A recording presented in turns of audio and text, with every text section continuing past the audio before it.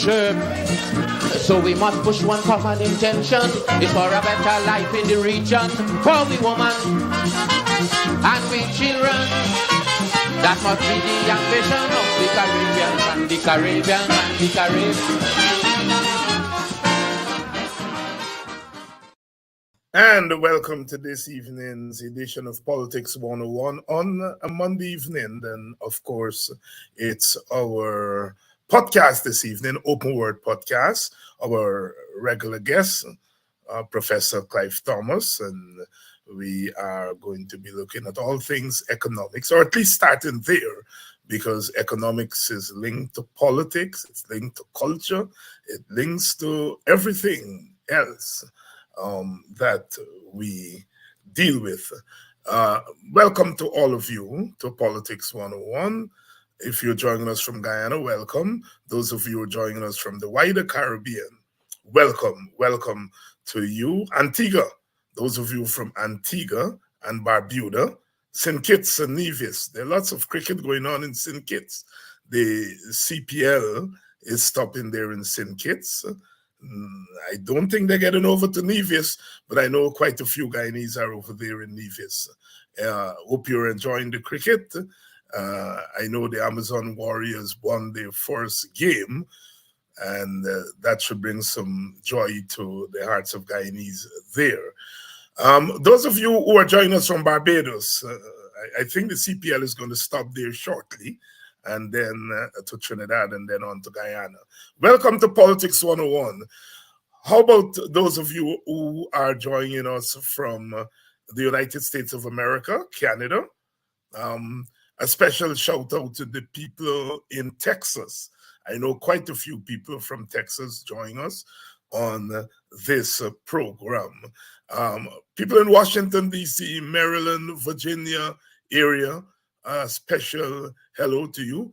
How about those of you who are joining us from Arizona, where I am, and I know I don't always remember the Arizonians, and some of you out there in California.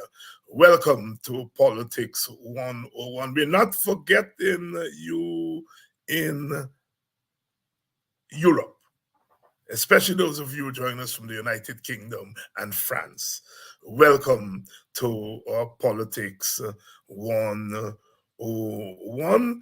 A special shout out to Mr. Trotman from Buxton, who joins us sometimes from France. Special welcome to you. And no, I have not forgotten those of you who are joining us from Suriname and French Guyana. Welcome. Welcome to Politics 101, a brand new week. And we start off the week with the economy. Sugar, King Sugar. Used to be. We are now in the era of oil. I don't know if they call it King Oil, but they do call it the black gold. But King Sugar. Sugar and our Caribbean have been twins, if you will. One cannot separate sugar from slavery. One cannot separate sugar from indentureship. One cannot separate sugar from the Caribbean. One cannot separate sugar from the rise of capitalism in Western Europe. Sugar. Well, Guyana has been one of the few places in the English-speaking Caribbean that is on to sugar. We are monoculture economies. We depend mostly on one product, and some of the English-speaking Caribbean countries have diversified out of sugar. Places like Jamaica diversified out of sugar, bauxite, banana, and tourism. Only recently St. Kitts. We were talking about St. Kitts the other day. I remember covering St. Kitts a couple of decades ago, about that time as St. Kitts and Nevis were diversifying out of sugar. And the simple fact is that our economies have been subsidizing sugar because the price of sugar on the world market is not what it used to be, and the amount of money we pay to produce the sugar is really not making it competitive economically. It doesn't make economic sense. And we in Guyana, we have held on to sugar. We have held on to sugar for political reasons. Because, as you know, sugar workers are part of the base of one of the major political parties, the PPP. And they are more concerned about maintaining political control rather than making the economy a viable economy. We are seeing that with oil and gas. They're less concerned with development and more concerned about using the proceeds from oil and gas to maintain themselves in power. And it's the same thing with sugar. The same thing with sugar. And we have had this debate about sugar and sugar. And you remember when the coalition government came to power, they took the bull by the horns, if you will. And they decided that they were going to do something finally about sugar. And they came up with the idea of right-sizing the sugar industry. They set up a commission of inquiry, and the commission advised them on how they should go about dealing with the sugar industry. Well, politics. And as we have titled our program today, the politics and economics of sugar in Guyana. And sugar's been in the news again recently. One, the government went back, as you remember, a couple of weeks ago, and asked for more money. Asked for more money, and I think 1.8 billion. I can't remember the exact money, the exact amount now, but quite a bit of that was to pour in to the sugar industry, pour into Gaisuku. And then we had the bizarre development only recently of the reopening of the Rosal sugar estate and the attempt to transfer workers from Blairmont and Albion back to Rosal. Now, I say back because these are workers who were transferred from Rosal when the estate was closed under the coalition, and they went to Blairmont and some went to Albion. Now they're opening Rosal and they're asking the workers to, in a sense, retransfer, if there is such a term, to Rosal. And the sugar workers have said, well, first of all, you have to pay them severance. And then after you pay them severance, then they'll decide whether they'll go back to Rosal. Now, the story, I think, is linked to when Rosal Estate was closed. Some workers opted out, and so they were paid their severance, and then they were given $250,000 when the PPP came into power. And those who were transferred obviously were not given severance because they did not sever the ties with Gaisuku. So, as the Trinidadians would say, Bacchanal. They were picketing the PPP office in New Amsterdam. The union got into it, saying they're supporting the workers. And I think the latest is that Gaisuku has removed the transfer from the table. I think that's the latest. So, as usual, when these things happen, if you're coming at them in the present, you really don't have a clear sense of what is going on. Because like everything else, these things have a history. So who better to walk us through this than Clive Thomas, Professor Clive Thomas? He has been studying and writing on sugar for as long as I know. I always tell this story. that when I was a boy in the 70s and first taken an interest in politics, and the WPA would come to Buxton to hold meetings, and there were all these speakers: Clive Thomas, Rupert Rupnarain, Takumo Gunse, Walter Rodney, Guyana, Moses Bagwan, etc., and Daye, Bonita Harris. And I remember we young people used to be excited when Walter Rodney was coming. He was the new kid in town and the new revolutionaries.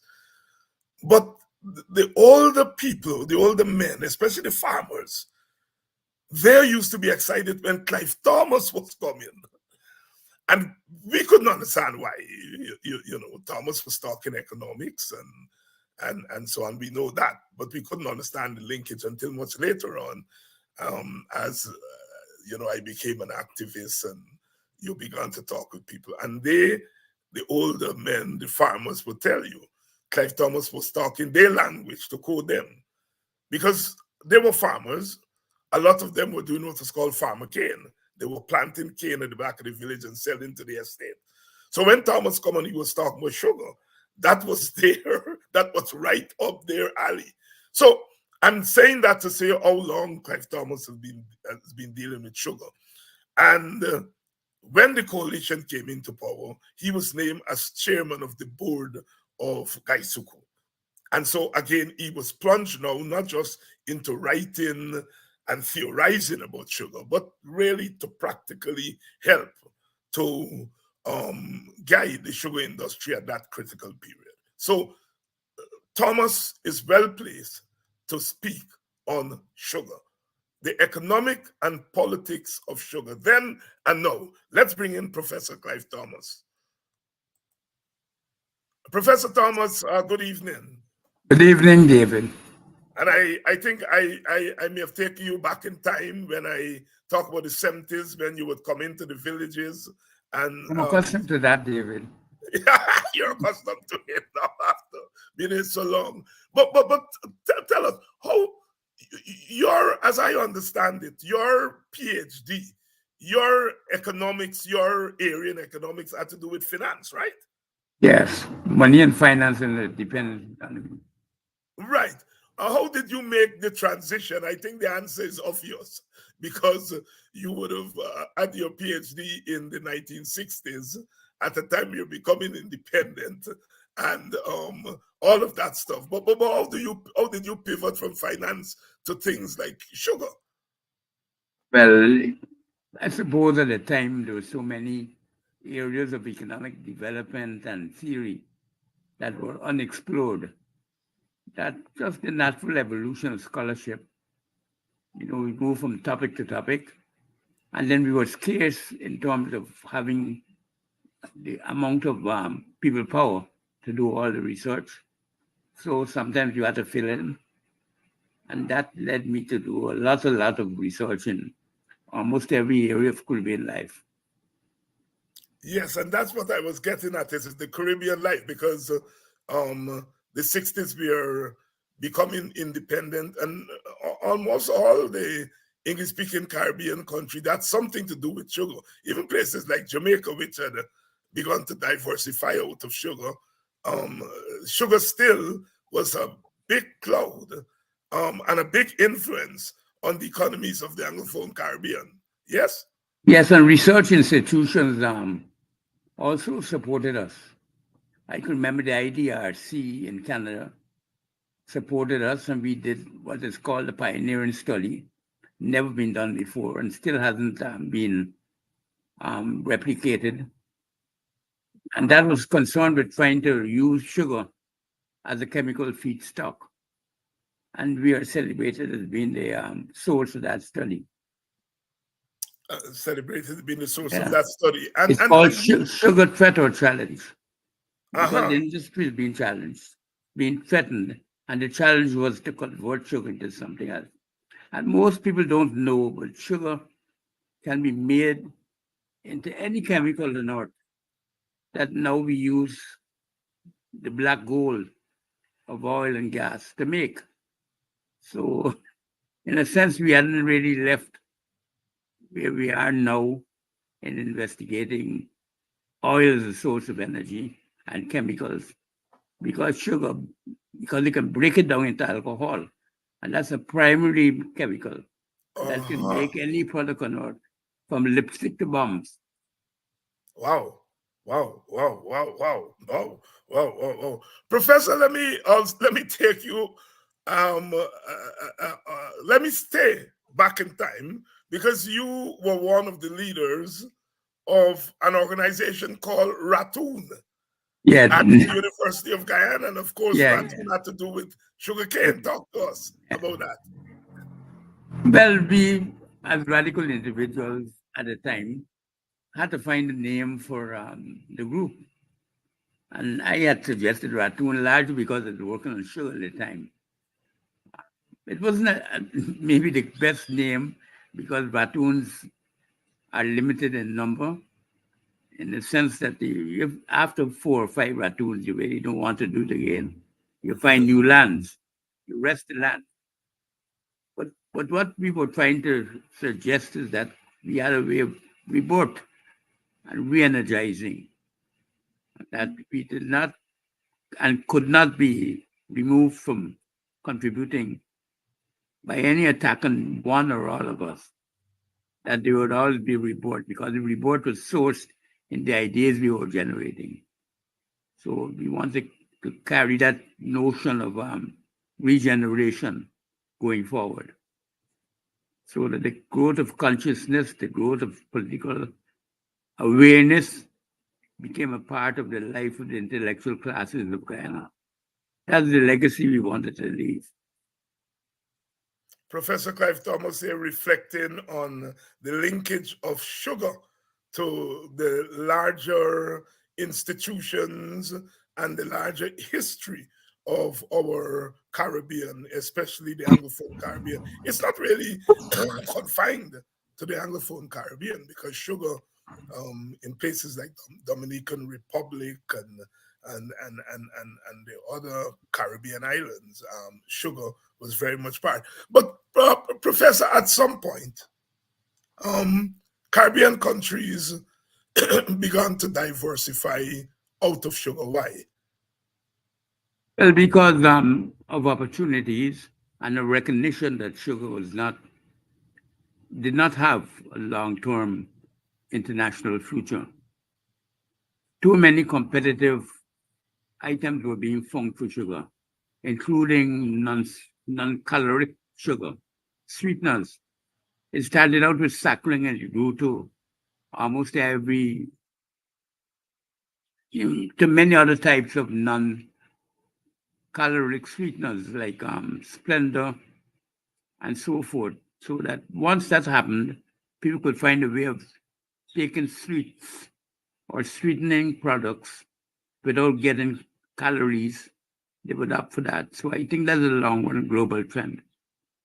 So sugar would be important in some industries, bakery goods and things like that. But ultimately, if people wanted to consume sugar, they don't want to consume the calories associated with sugar. And they're always looking for ways in which to reduce that. So the competition from non-caloric sweeteners has been the source, I think, of the fundamental destruction of sugar as a commodity. And that is why we search for chemicals, because sugar has an alcohol base. So if you convert into alcohol, you can make any chemical.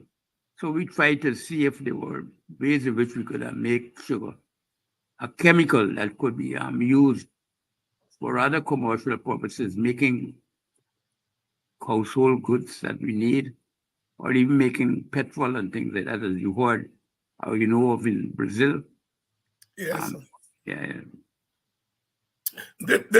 All of this would have affected the price of sugar on the world market. Yeah, it would, Yeah. And the largest producers have been producers who had an enormous amount of lands. Because in the early days, sugar was a specialty product. People couldn't afford or find sweeteners everywhere. So the growing of sugar was really a profitable enterprise. so profitable it made many countries like Britain and France and lots of parts of Europe, major empires coming out of the sweetening power of sugar because people wanted it and they still do want it, but they don't want the calories associated with it. That is why the other types of products have grown to exceed sugar consumption. Let's come to Guyana because we've been talking thus far about the economics of sugar. In Guyana, the economics of sugar is tied to the politics of sugar. Yeah.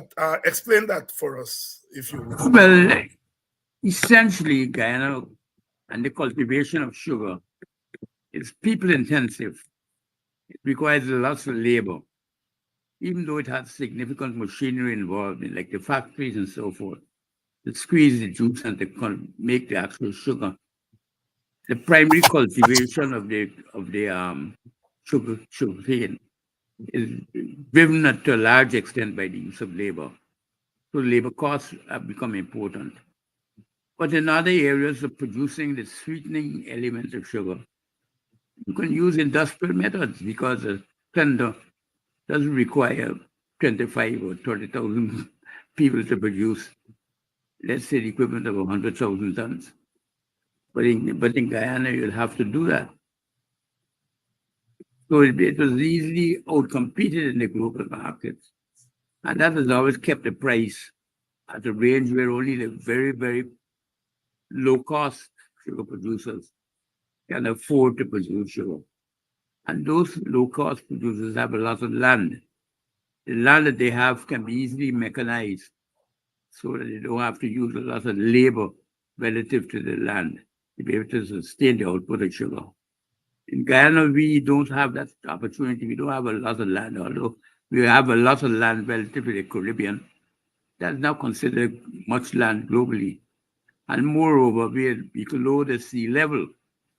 So all our estates are bounded by waterways everywhere, north, south, east, west. In fact, there's 100 miles of waterway for every 1 mile of sugarcane cultivation to tell you how much the role of waterways play in trying to keep the land drained and irrigated so that we could cultivate the sugarcane. So we have all those overheads to look at. And therefore, when we come to producing the sugar, we're not cost competitive. But we have developed some specialty sugars like, as you know, demerara crystals and things like that. And for those people pay premium prices. So we had, as part of the work of the commission you spoke about, had moved in the direction of trying to elevate the type of production and commercialize the selling power of Guyana sugar because it's known as the premium sugar worldwide, demerara crystals. We had a lot of plans at the time. We even had sources of financing coming out of the commission that did not have to rely on the government. And that was really, we were conversing and meeting with a lot of auction houses who were interested in selling the equipment that we had in the sugar estates to specialty firms in the Middle East and elsewhere, China and so forth, because they had special historical significance and therefore could supply a market internationally where a lot of money is paid for what we would call junk, things that we won't use, things we just leave in the estate. So, but all those things we were undertaking.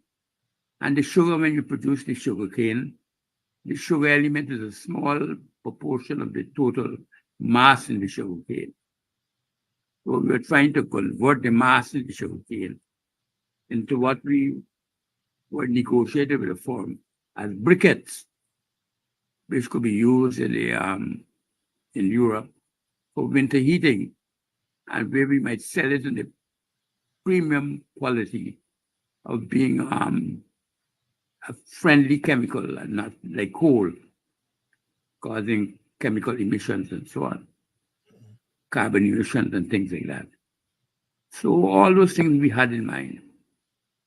Also the sales of sugar lands Yes, you've gone into the commission, but let's backpedal for a minute. When the coalition government came to power, and you were asked to chair the board, and the board decided that they were once and for all going to deal with this Yeah. issue of sugar. And very big on the agenda was the extent to which the state was subsidizing the sugar industry and how that was being a drain on the rest of the economy. Speak to that issue for us. Well, remember that time we did not have oil and gas. Right. So revenue was very, very scarce. And clearly we could not afford to continue subsidizing, nor should we, as a rational set of decision makers, subsidizing the sugar for sale in Europe. So the benefit of that sale really is going to the European consumer and not the Guyanese. It was clearly an untenable situation for us. And we are taught that the minister was very supportive. We are taught that after having the commission, having agreed to the commission, that if we follow the lines of the commission, the government, the APNU would have supported the efforts we were setting about to turn around the industry. Because you can't turn around an industry that is centuries old in 1 or 2 years. You need 5 to 10 years to do that. And we are embarked on the task in a very serious way. I don't even think that some of the initiatives that we took have been even still up to now being recognized or discussed. And because they are early stages of any transformation, likely to generate frictions. We generated a lot of friction in the communities supporting the PPP. The government felt that we should not do that because we were not a political power unto ourselves. At that stage, I didn't feel I wanted to be there because I thought the commission had established the parameters of the program that we were supposed to be introducing and following the guide of the industry going forward. And once that took place, I realized the industry is going to be left to suffer over the years to come. Because when the people got back in power, they will take what they're doing now, efforts to try to sustain their supporters, because they will feel or might have felt that the act was deliberately designed to undermine their supporters. But that was never the intention. And we tried to deal as fair as we could. That is why in that incident that you mentioned about the severance pay, every single person entitled to severance received it.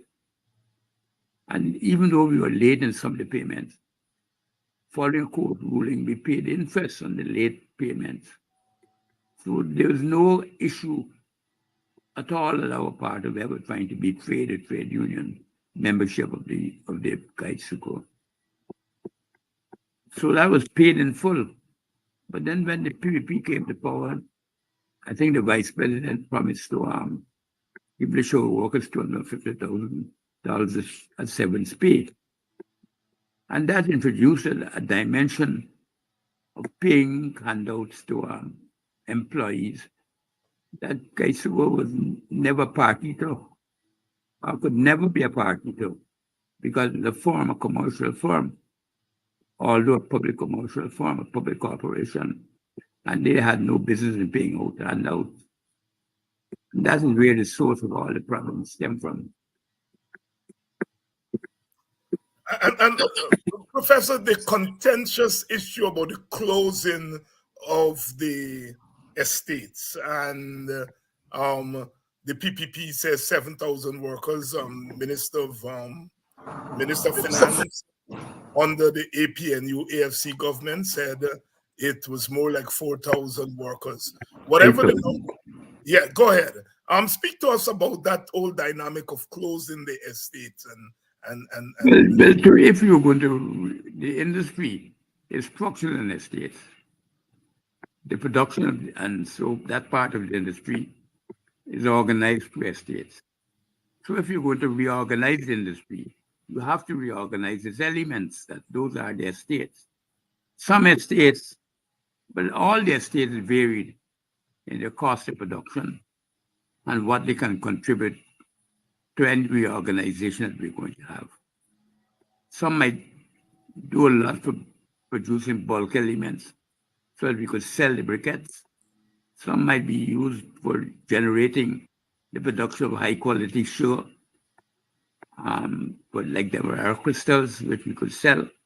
Some might be used in a way in which we could use the farmlands to develop fish farming, which was going to be our single biggest alternative production on the lands used by sugar. And we, in fact, entered into a contract with an American firm located in the southern part of the United States, largely Florida. And they have made several visits to us. And we were in the process of negotiating a contract to develop fish farming on a national scale and international scale in Guyana. We had the markets also, where we did some preliminary negotiations with for the sale of the fish farming products. That would be largely through the restaurants, and so the dealers and all that were lined up. The production of the fish and the cutting the fish up preparation for export, all that was being negotiated. The commercial relations going through the American Agricultural Agency, all that was being negotiated. I don't know what has happened to that, but I've seen nothing in the press. Yeah, yeah. And the number of workers that were affected with the closure of Rose Hall, I think Wales, is it 7,000 as the PPP saying, or more, 4,000 something as the Minister Jordan? Whatever our record shows is correct, because we never went in for falsification of records. We will never do that. So I'm absolutely confident in whatever data Gaisuko put out will be the correct data. I don't want to say offhand what it actually was because I don't recall. Right. I'd have to study the files to know that. But there is some controversy over the decision to close the estates. What was the recommendation of the Commission of Inquiry? To close, to reorganize. To reorganize. The right size, yeah. The right size. But not just... But once you begin to instrumentalize the right sizing, once you begin to say this factory got to close, particularly in the West Coast, the authorities got panicky. And they felt we were creating a problem, a political problem that we had no authority to do. But they themselves had agreed to set up the commission. We didn't invite them to do that. And on the basis of the commission, they made a recommendation. The commission set up, put forward a report. I contributed to the commission. I was part of the commission. So at that time, there was no discussion with me about being part of the chairman of the board. I was surprised when I was asked, but took on the task, even though I was busy with other engagements at the time. Yeah, let's fast forward. The PPP comes to power. It promises to reopen the estates. It took them 3 years before they've now reopened Rose Hall. What happened there? What's happening there? Well, you see, what I think they're trying to do is to minimize the cost to themselves. And as everybody who has been a trade unionist would say in these situations, you don't want to penalize any worker. So I would never take a position against the workers. But the government has responsibilities that go beyond the workers. They have responsibilities to the nation.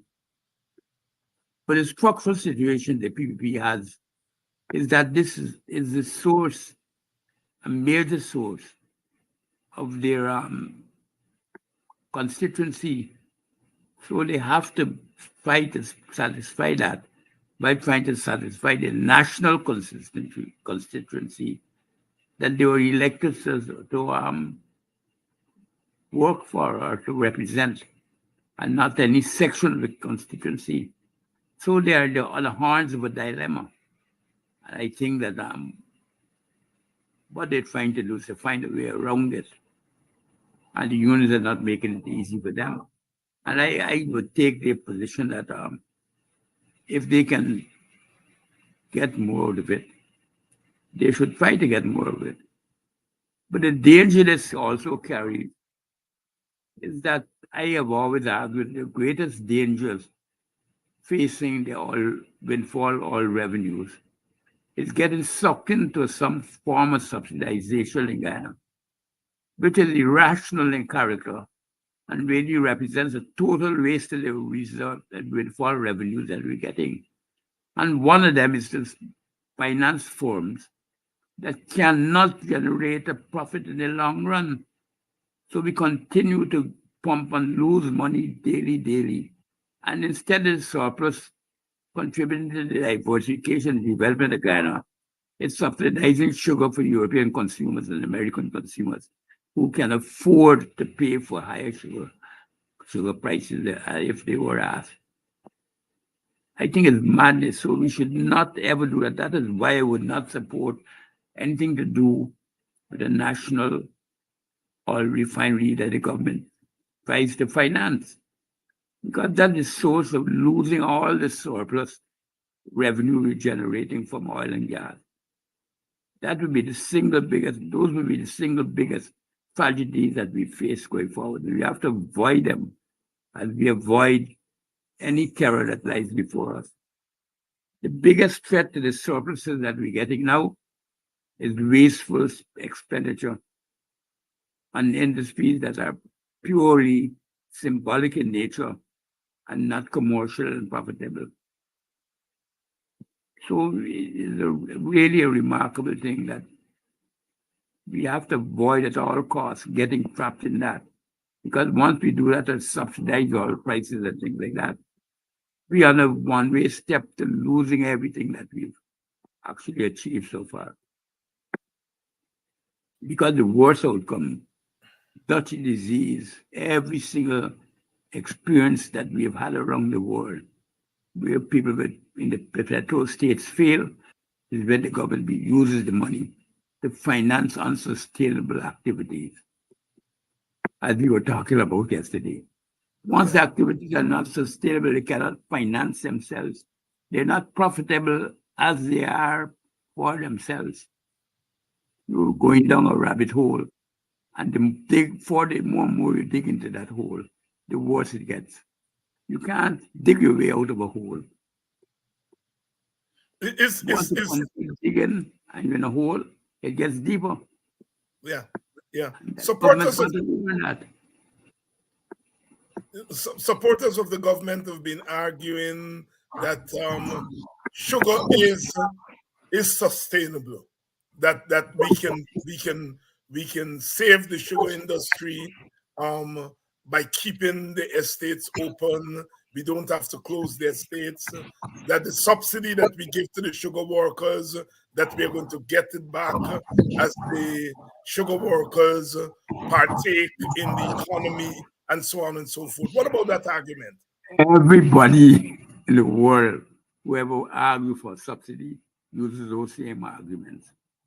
And everybody in the world who wants to promote efficiency, development, and positive experiences for the country would know that is pure nonsense.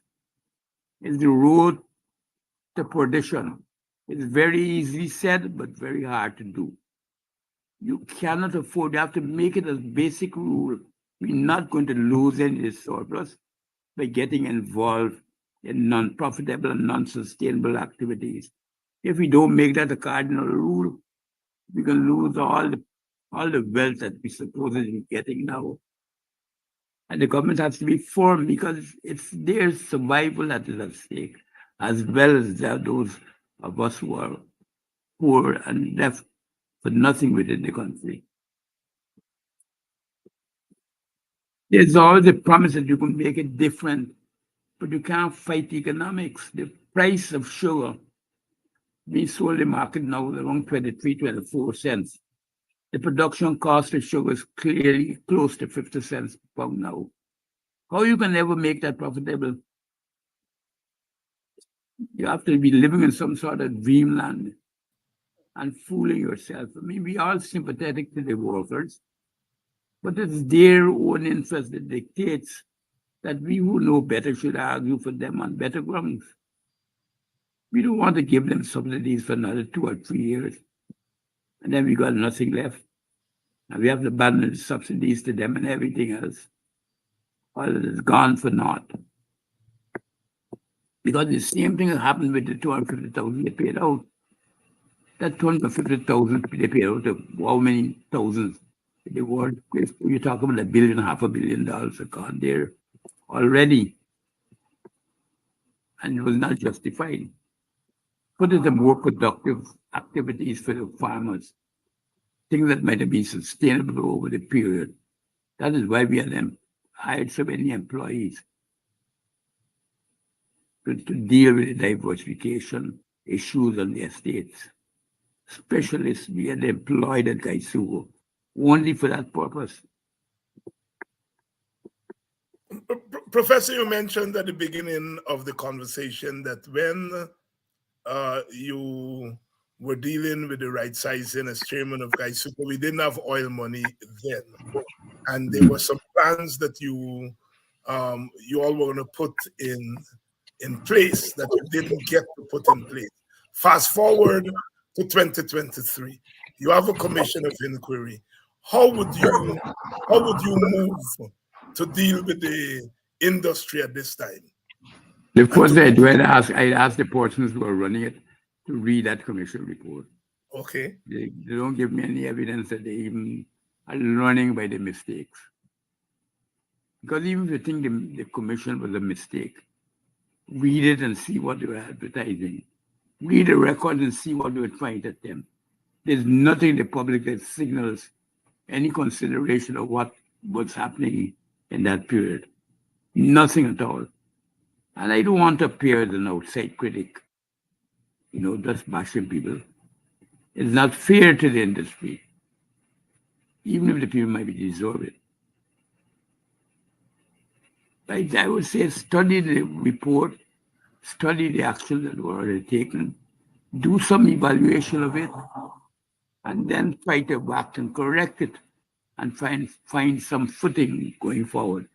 Give us a strategic approach that you intend to use other than try to continue producing sugar in the old way, under all the old conditions, without change. Professor Clive Thomas here talking to us about sugar. Professor, what has been the experience in places like St. Kitts that recently, relative recently, diversified out of sugar? Well, I think the 2 points I want to make here. One is, of course, that when we produce sugar, we sell at different prices. And the CARICOM price is significantly higher than the world market price. And our primary aim was to be the chief designated supplier for CARICOM sugar. But it is crude sugar or whether it's processed sugar. So our objective was to win that market. That Guyana will have a basis for sustaining a certain amount of sugar, crude sugar in the estates based on the CARICOM price rather than the world price, because we knew we could not compete in the world price, no matter what we did.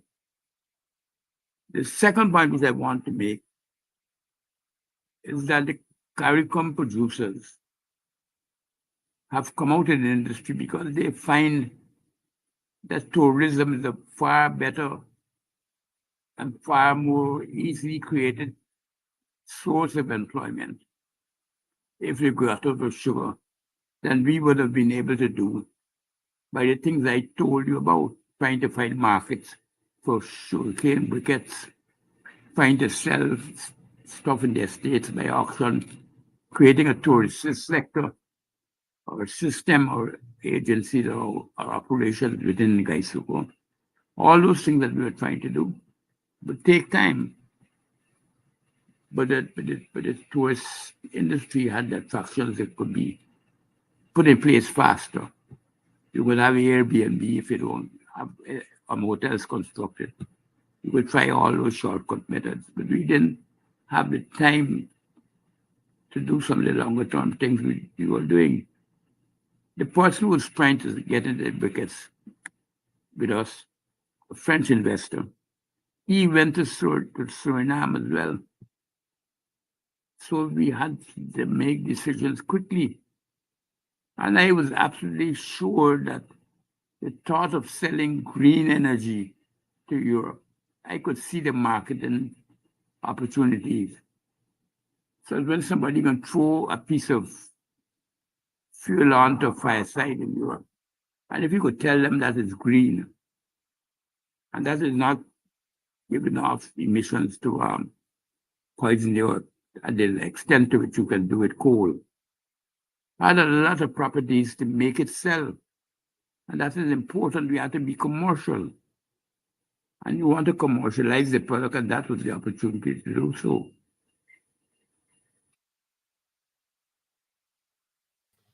Professor Clive Thomas.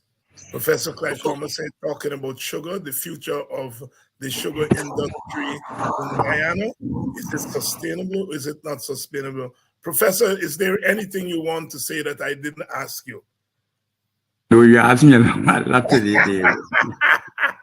and as it happens, well, so frequently in Guyana, we have a blackout, so at any moment, this television might close down on you.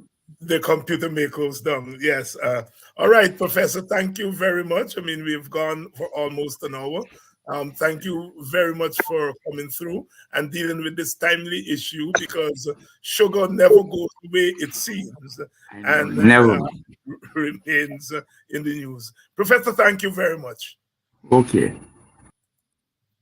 And thank you, our viewers, for staying with us, dealing with the question of sugar. As I said, the sugar never goes away. And this government is going to hold on to that dying industry for as long as it can because of politics.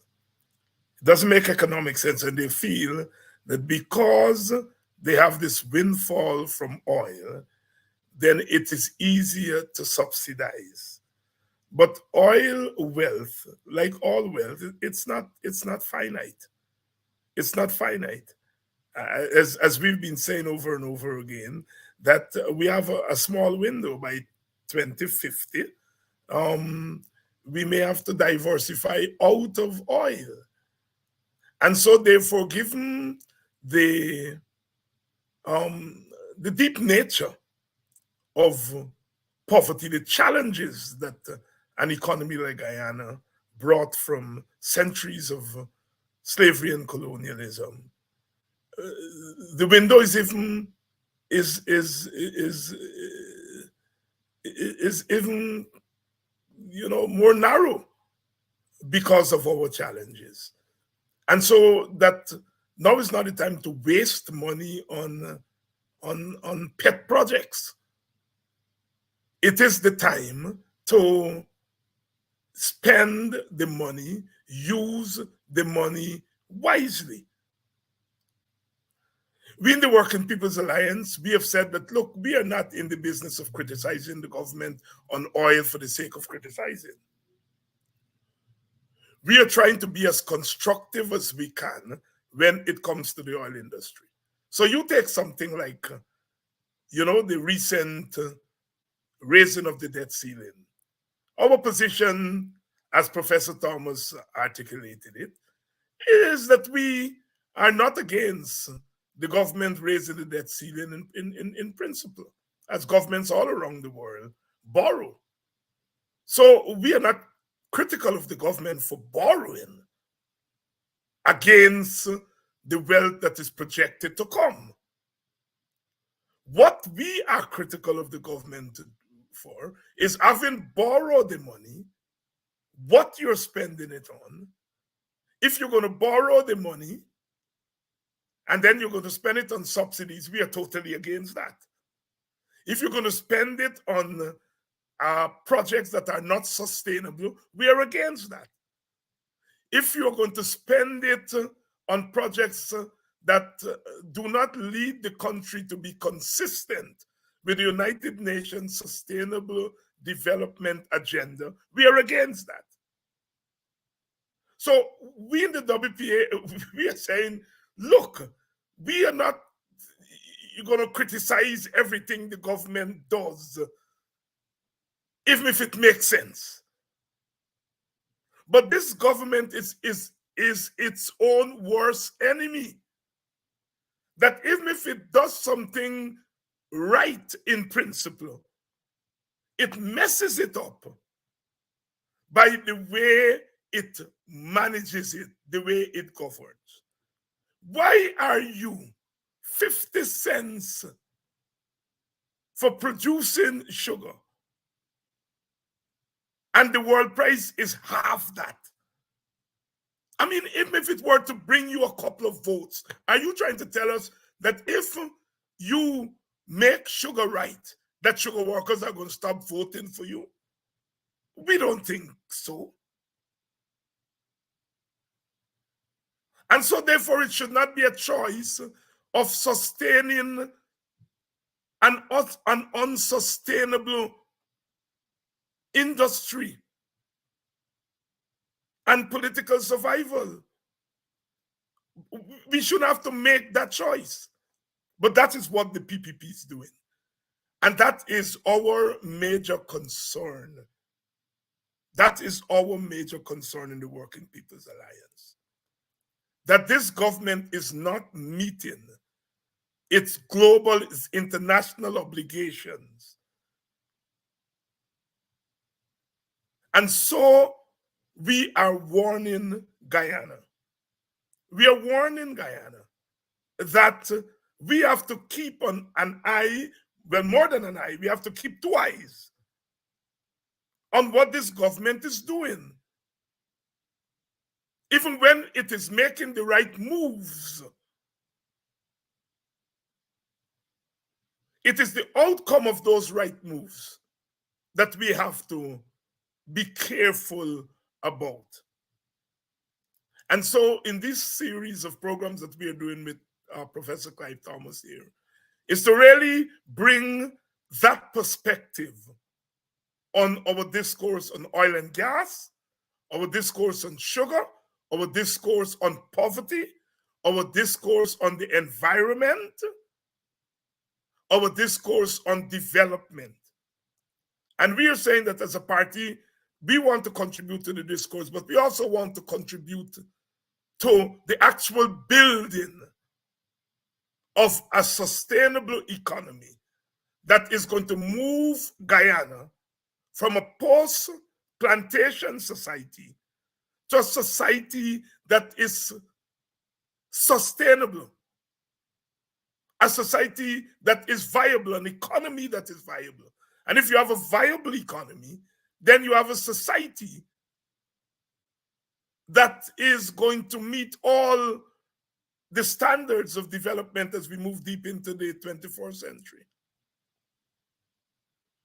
And so we are calling on our partners, our political partners, whether it be the PPP, the PNC, and others, that we have to begin to talk about development in a new way. And if we begin to talk about development in a new way, then we are going to begin to actualize the plans for development in a new way. We are going to make different choices. But if we link our developmental plans to political and partisan survival, we are in trouble. The PPP has said that it is governing based on its manifesto. It sounds nice because people are going to say, you promise things in your manifesto and you're delivering your manifesto. But manifestos are just that. Manifestos are not developmental plans. And you have to be able to monitor what is happening on a day-to-day basis. You have to link that monitoring of what is happening on a day-to-day basis with your larger vision of where you want to take the society. And we in the WPA are arguing that while poverty is not the only problem we have in Guyana, that if we were to put a dent on poverty, we are going to unleash a lot of other possibilities for development of people and ultimately development of our economy. And so there is where we are. We are at a pivotal moment in our history. Our politics have been toxic. We've been a highly partisan society. That is not going to stop. But at least if we are forward-thinking leaders in the political parties, they will find a way to balance your partisan political interests with the interests of development. We can't be calling on Europeans for reparations, which means repair. And we are calling on Europeans to repair the damage that they have inflicted on our society. And we are not willing to repair our bad ways. Our politics need repairing. Our attitude to economic development need repairing. So the same standards we are holding Europeans to, we have to hold ourselves to those standards. And that's the word from the WPA, the Working People's Alliance. Again, thank you all for staying with us. And I'll see you all tomorrow. I think tomorrow we have Nigel Hughes is going to be on tomorrow, and we're going to be talking about governance. In particular, how do we deal with the question of power? Because the question of power is linked to the economy. It is linked to economic development. So until tomorrow, we say again, thanks to you for staying with us another evening, another night. Tomorrow night, see you all. One race from the same place that make the same trip on the same ship. So we must push one common intention. It's for a better life in the region, for we women and we children. That must be the ambition of the Caribbean and the